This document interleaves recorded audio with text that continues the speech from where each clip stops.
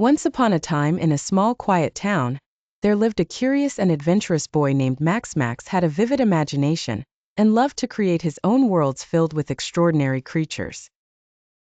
His favorite place to dream up his adventures was his backyard, which to him was a vast jungle full of wild and mysterious beings. Max was always finding himself in trouble, and one evening, after causing a bit too much mischief around the house, his mother sent him to his room as punishment. Feeling frustrated, Max put on his favorite costume, a fierce monster suit with sharp claws and pointy teeth. He stomped around his room, roaring and growling, imagining himself as the king of a far-off land.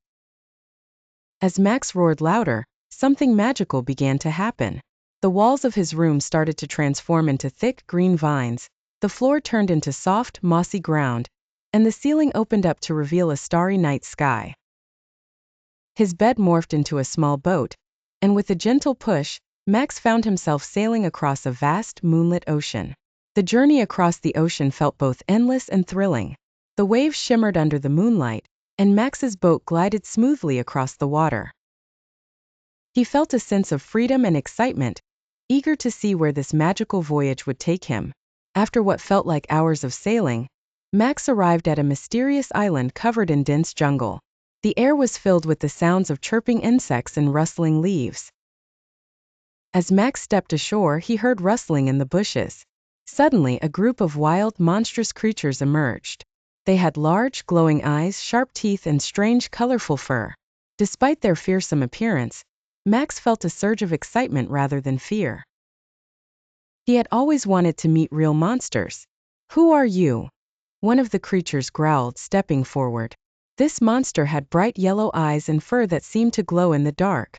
"I am Max, the king of all wild things," Max declared boldly, waving his arms and showing his sharp claws. He stood tall, trying to appear as fierce as possible. The monsters stared at him for a moment, then burst into laughter. Their laughter echoed through the jungle, a deep rumbling sound. "A king, you say? Prove it," they challenged, their eyes twinkling with amusement. Max thought for a moment, then began to perform a series of wild, silly dances and roars. He jumped and twirled, making the funniest faces he could muster. The monsters watched in awe, then joined in, mimicking his moves. Soon they were all laughing and dancing together, their roars and howls filling the night air. Max's heart swelled with joy. He felt like he truly belonged here. As the night went on, Max and the monsters played games, had a wild rumpus, and told stories by the fire. They chased each other through the jungle, played hide and seek among the trees. They even had a roaring contest to see who could be the loudest. Max learned that the monsters weren't scary at all. They were just lonely and wanted a friend to play with. He felt a deep connection with them, understanding their wild and free spirits.